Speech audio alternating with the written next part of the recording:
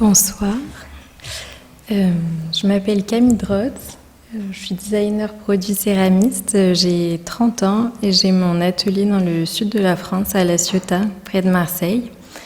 Et je suis jeune diplômée également, parce que j'ai été diplômée en 2017 de l'école Raymond Lévy, école des designs éco-responsables, et je suis une ancienne de l'ENSA, car je suis aussi diplômée de l'ENSA, design mention céramique. Donc je vais vous faire une petite chronologie de comment j'en suis arrivée à monter mon studio de céramique. Du coup, j'ai commencé par un BTS design produit en banlieue parisienne dans une école qui s'appelle François Mansart. C'est une école du design, mais c'est aussi une école du bois. Donc on avait accès à énormément d'ateliers. Donc ma première expérience de designer a été vraiment par le process et par la matière. C'est aussi une école où on nous a appris tout de suite à faire de la 3D. Ça vous paraît simple aujourd'hui, mais à l'époque, c'était quand même les débuts de la 3D à l'école, dans un cursus. Donc j'ai eu quand même cette approche de passer, par exemple, par la 3D, puis par des outils du bois assistés, comme les Charlie robots, des choses que vous connaissez sûrement maintenant. Donc c'était une approche assez technique dans laquelle j'ai assez vite intégré une conscience écologique que j'avais envie de développer et d'exprimer. Donc j'ai pas de photos parce que c'est des projets qui sont assez anciens, mais j'avais fait un projet professionnel sur le compost collectif qui était pareil, quelque chose qui n'était pas encore hyper développé.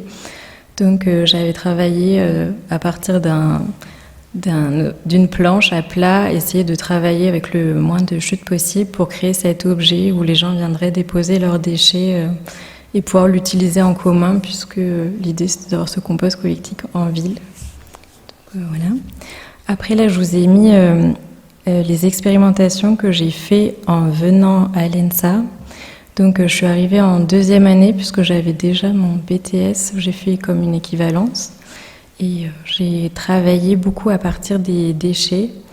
Donc j'ai beaucoup expérimenté l'intégration de déchets dans la porcelaine, voir ce qui se passait au niveau des cuissons, et ensuite tâtonner, essayer de voir quel champ d'application on pouvait trouver.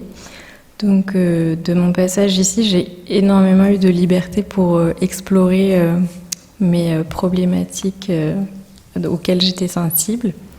Donc là, vous avez quelques expérimentations et en voici d'autres. Et j'ai aussi cofondé un Fab Lab avec des personnes qui étaient extérieures de l'école qui m'ont permis à la fois d'expérimenter la dimension du design social, voir comment, en tant que jeune designer, je pouvais creuser cette voie-là. Et ça m'a permis aussi d'avoir une autre portée en fait dans mes projets d'école. Donc là par exemple au milieu vous avez un projet qu'on nous avait proposé de travailler qui s'appelait énergie discrète, et j'avais imaginé une forme comme ça qu'on pouvait recharger pour venir créer de l'énergie soi-même, et grâce au Fab Lab j'avais pu expérimenter le mécanisme qu'il y avait à l'intérieur. Ça pouvait m'aider à valider certaines idées ou non. Et la dernière image que je vous ai mise, c'est mon passage à Raymond Lévy. Donc c'était 2 ans de DSA. Donc moi j'étais en design produit, mais en fait ils ont la particularité d'avoir des sections pluridisciplinaires. Donc j'étais en cours avec des designers graphiques, des designers d'espace et nous qui étions en produit. Donc on avait des troncs communs. Et on avait énormément de projets en commun, en fait, pluridisciplinaires. Et l'image que je vous ai mise, c'est une toute petite partie de mon projet de recherche qui était toujours avec cette idée de travailler autour soit du gaspillage alimentaire, soit des déchets. Qu'est-ce que devient quelque chose qui a été mis de côté? Donc soit un reste alimentaire, soit une épluchure, soit tous ces déchets organiques, qu'est-ce qu'on peut en faire? Donc j'ai poursuivi ma petite graine de compost collectif pour essayer de travailler sur une idée de méthaniseur, toujours d'essayer de voir ce qu'on peut préserver comme ressource et comment on peut en générer sans forcément aller puiser une ressource qui est épuisable.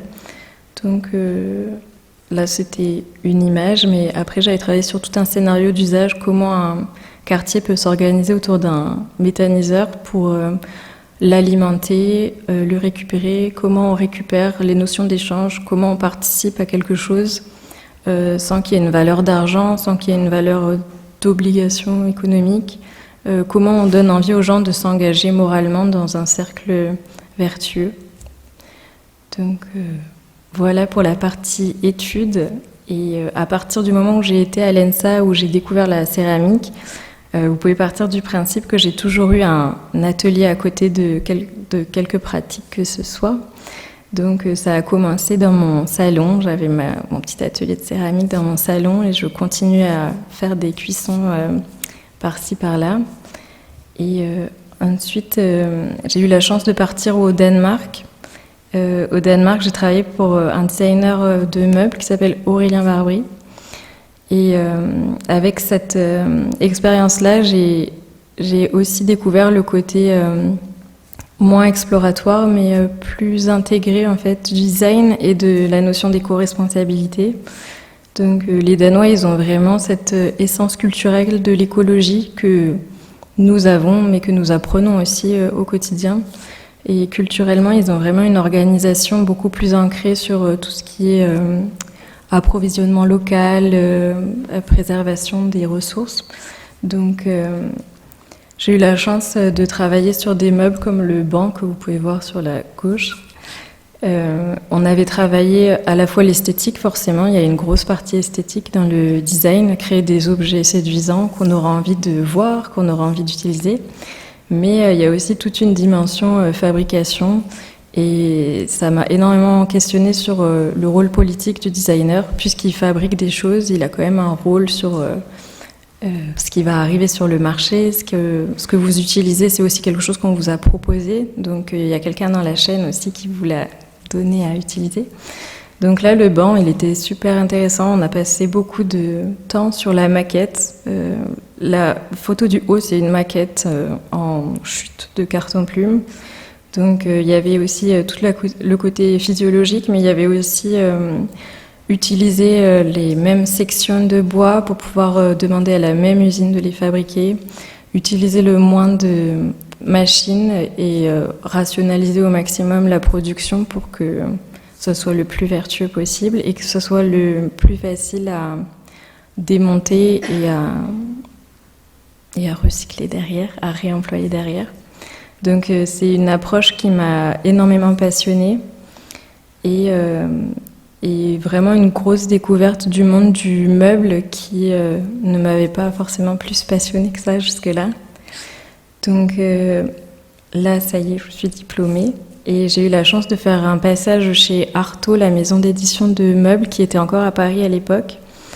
Et ça a été une expérience vraiment hyper enrichissante. J'étais l'assistante du design manager qui gérait en fait tous les projets de designers qui arrivaient dans la maison d'édition. C'était lui qui les sélectionnait et c'était lui en fait qui les développait pour que ce soit à la fois plus dans l'ADN de leur marque Artaud et pour que ça corresponde pareil à des contraintes de fabrication. Donc eux, pareil, c'est du mobilier d'exception, c'est du mobilier qui est assez cher parce qu'il est de qualité, il est énormément dessiné et il est fabriqué en Europe, ce qui forcément nous donne des contraintes de prix qui étaient intéressantes à traiter. Donc j'ai eu la chance aussi de beaucoup dessiner puisqu'on n'était que deux. J'avais la chance de l'assister, donc de faire un peu toutes les tâches qu'il faisait. Et en fait, ils avaient leur ligne de meubles aussi en interne, signée Artaud. Donc j'ai travaillé notamment sur le cabinet que vous voyez en haut. Et j'ai eu énormément d'aménagements d'intérieur à faire. C'est une entreprise qui fait aussi de l'aménagement d'intérieur.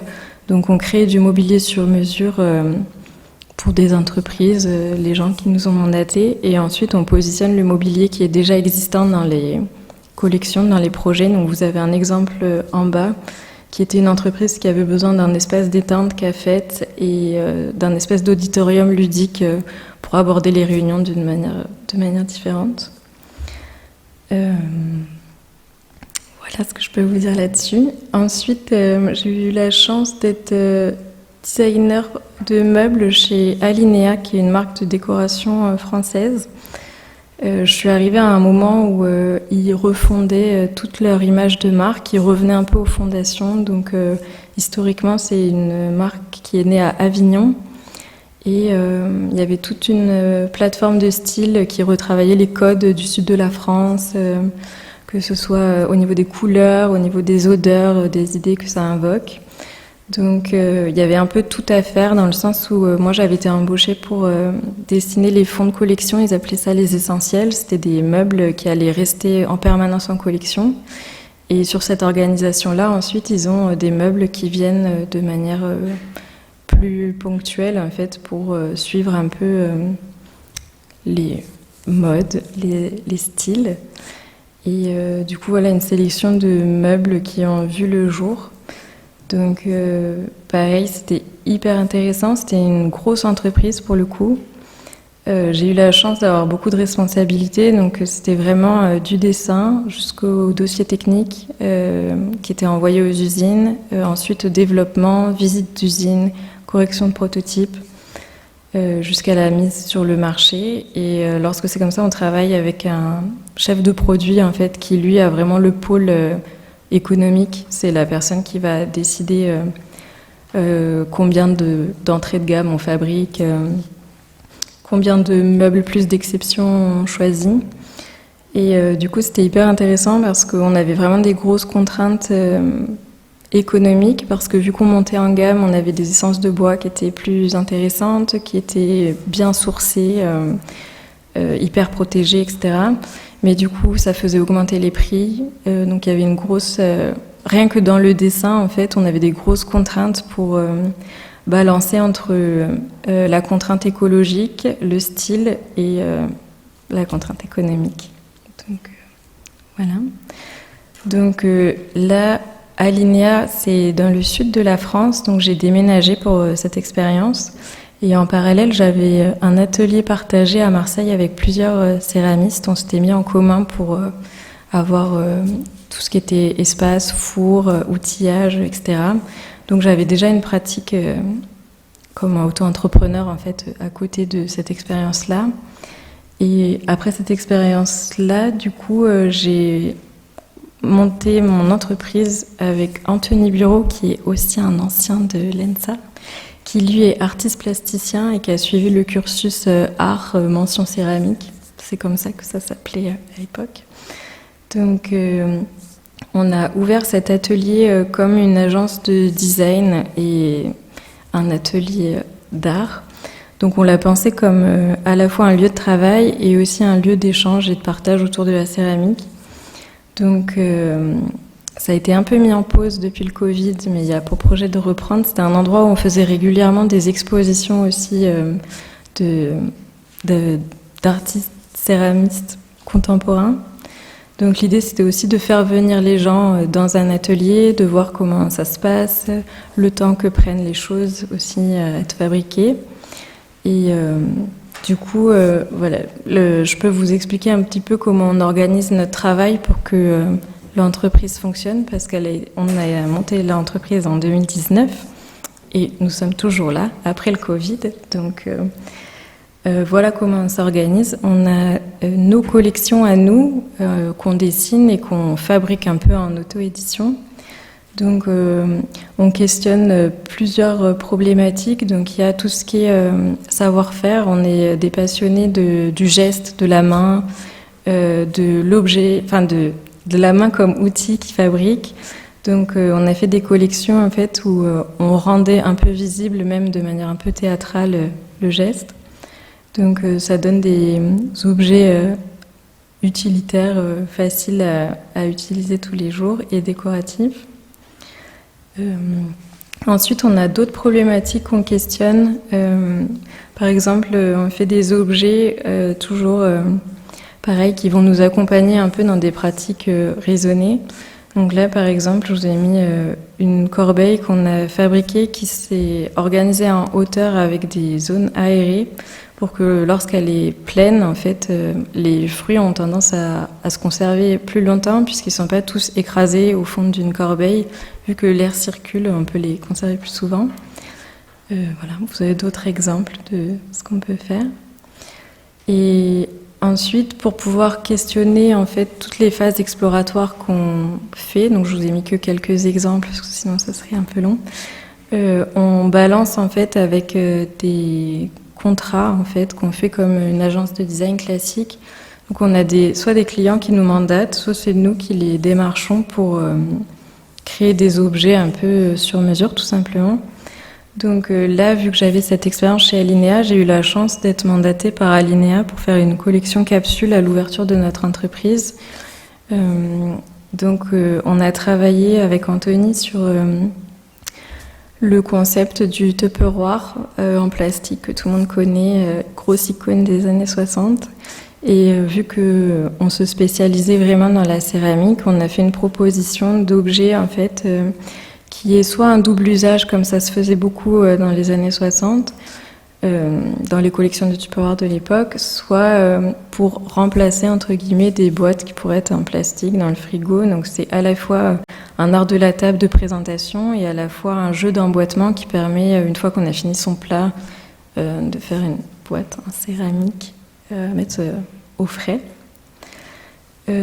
Ensuite, ça c'est une autre façon de travailler, c'est un concours qui avait été proposé par le musée de la céramique de Dèvres qui s'appelle le DDCC. Donc c'est un concours qu'ils ont mis en place en fait pour valoriser le savoir-faire du nord de la France, car Dèvres c'est tout en haut de la France, et pour aussi relancer les manufactures qui parfois ont du mal à trouver des sujets contemporains pour intéresser encore un public et faire vivre un savoir-faire qui est assez spécifique. Donc j'ai eu la chance de remporter ce concours. Ce concours était parrainé par Roche-Beaubois et ce qu'on gagnait lorsqu'on gagnait le concours, c'était d'être édité par Roche-Beaubois. Donc on est en train de travailler sur ce meuble qui est un claustrat, c'est un objet qui vient séparer des espaces de vie. Et l'enjeu, c'était vraiment d'avoir une pièce à la fois fonctionnelle et sculpturale dans l'espace de l'habitat pour faire un peu rentrer les savoir-faire dans les habitats qui sont chez des gens qui sont peut-être pas forcément habitués à avoir des choses faites main. Donc voilà, donc là c'était la maquette et vous avez une vue de manufacture, mais à Limoges, vous connaissez cet univers de la manufacture. Après, c'est un autre type de contrat que je vous ai mis en exemple. Le fait de travailler que à deux, en fait, ça nous permet vraiment de gérer à la fois les choix de contrat et vraiment le process qu'on choisit pour les pièces qu'on dessine. Donc, c'est des pièces souvent qu'on dessine et qu'on va fabriquer. Donc, on peut mettre en place un cercle vertueux pour utiliser le moins de matière possible, choisir d'où vient notre matière première, choisir énormément de choses. Donc, par exemple, là, on a un cirier qui est au bout de notre rue, qui s'est installé, qui nous avait commandité pour faire sa pièce identitaire de collection. Donc, on lui a dessiné ce contenant à bougies, qui est à la fois en porcelaine et en grès. Le grès permet d'allumer une allumette pour allumer la bougie, avec un type d'allumette pour le camping. Et ensuite, la cloche vient à la fois protéger l'odeur naturelle de la cire et à la fois permet de la sentir tout simplement lorsqu'on a plusieurs senteurs. Donc voilà, c'est un exemple où on a dessiné vraiment sur mesure en fonction de ses besoins. Et ensuite, on a mis en place un process qui nous permet de travailler de manière raisonnée et responsable chaque pièce qui sort de l'atelier. Et typiquement, ces pièces-là, c'est des pièces dont on va faire un réassort assez régulier. Et ensuite, ça, c'était un autre type de contrat qui, lui, était ponctuel. Donc, c'est des pièces qui sont dessinées par la designer Margot Keller, qui nous a commandité pour travailler sa pièce qui était le poivrier. Donc il y a un artisan verrier qui a réalisé la salière. Et nous, on avait été commandités pour faire de la recherche, en fait, purement de matériaux. Elle avait dessiné cet ensemble qu'elle a appelé ormeaux, comme les coraux. Et l'idée, c'était vraiment de faire à la fois le moule et tout le design de process pour le fabriquer, et à la fois une recherche de texture pour s'approcher au plus proche de ces dessins. Donc on a eu tout un travail ensemble, un peu de style autour de cette pièce. Et du coup, cette pièce, par exemple, on a eu un nombre de pièces déterminé pour le fabriquer. C'était des pièces qui étaient numérotées. Donc c'est un projet qu'on a fait une seule fois. Donc il y a eu un nombre de pièces et il n'y en aura plus. Et là, c'est le dernier exemple que je vous ai mis pour que vous ayez un panel un peu de toutes les façons qu'on a de trouver des contrats et de pouvoir exprimer notre identité. Donc ça, c'était une pâtissière à Nice qui s'appelle Eva Effeler, qui travaille essentiellement avec des produits naturels, et elle fait aussi de la cueillette sauvage. Donc elle fait tout est fait maison avec des produits locaux, et elle fait également des cours de cuisine pour apprendre à aller reconnaître des choses dans la nature et ensuite les travailler pour les manger. Donc elle nous avait fait une commande qui était assez globale. Donc il y avait à la fois des objets sur mesure pour ses cours, ses présentations de travail, ses présentations de shooting. Et il y avait aussi une toute petite partie café. Donc on a fait toute la vaisselle et on avait fait aussi la décoration. Donc j'ai pas de photos à vous montrer, mais on avait fait les luminaires. On avait fait un travail assez global. Donc voilà, si jamais vous avez des questions, je suis disponible maintenant ou le reste de la semaine. Voilà.